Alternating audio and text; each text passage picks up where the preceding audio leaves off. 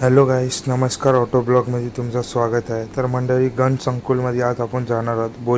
बोरीवलीचा राजाचा आगमन आहे मंडळी. तर चला मंडळी, फटाफट जाऊया गण संकुलमध्ये आणि बोरीवलीचा राजाचा. तर मित्रांनो, आता आपण घाट करून निघालो आहेत. पाऊस चालू आहे, बघूया तिकडे पण पाऊस आहे का नाही. तर चला मंडळी.